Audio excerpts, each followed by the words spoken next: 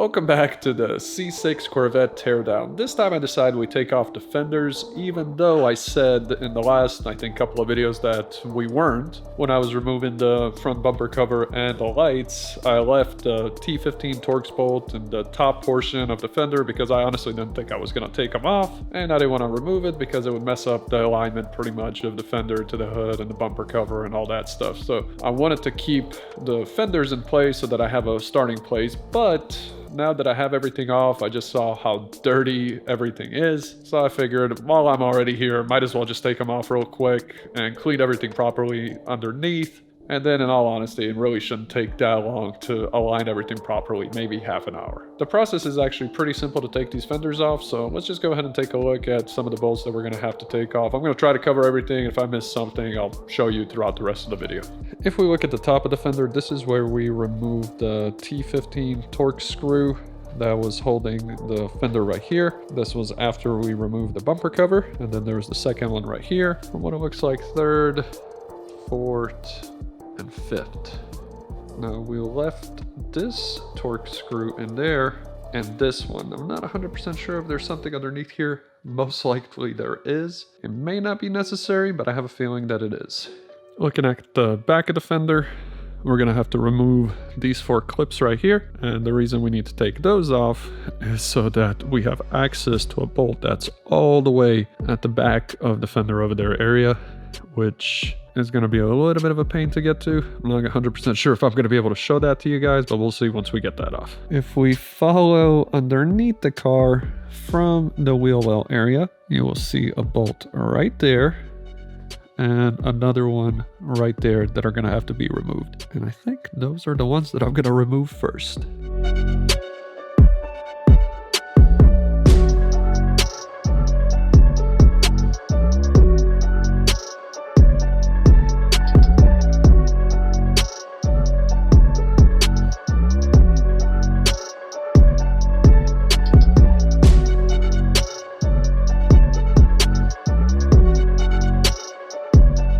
At this point, we can either pull this plastic piece down or take it out. There are 2 more 10mm bolts.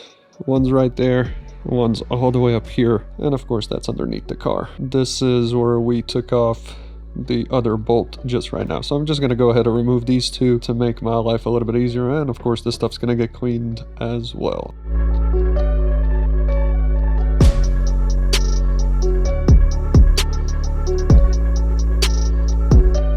Now if we're looking inside of the fender right there, you can see the bolt that's all the way back there. And I believe that's a 10mm, and we're gonna have to grab a pretty long extension to reach it. So let's go ahead and remove that one right now.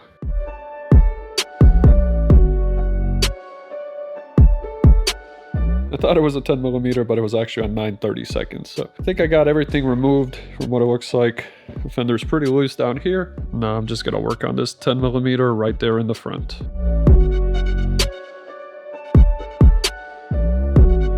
And finally, let's remove the remaining 2 T15 Torx screws from the top.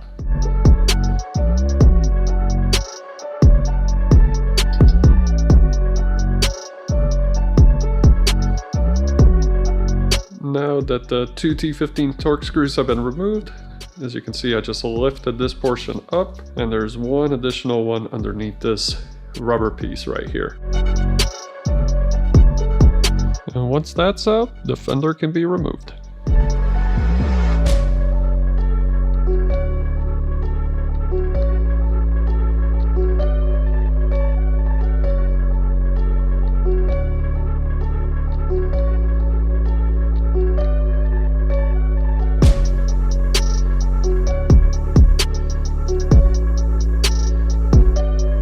That's it. That is how you remove the fender from the passenger side. So let's just go ahead and jump to the other side and remove that fender real quick as well.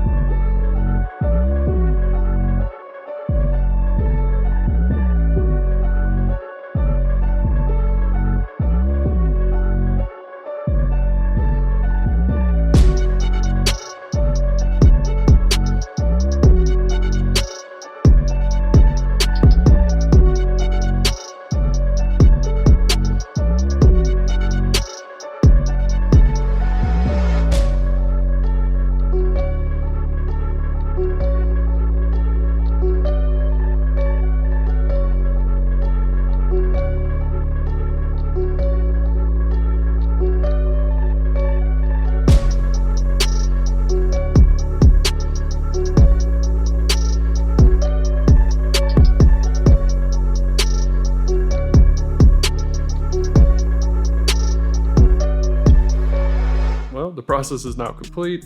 Pretty easy. Not really that much work involved in removing them. It's going to be a little bit more painful, I think, reinstalling them and making sure everything's lined up.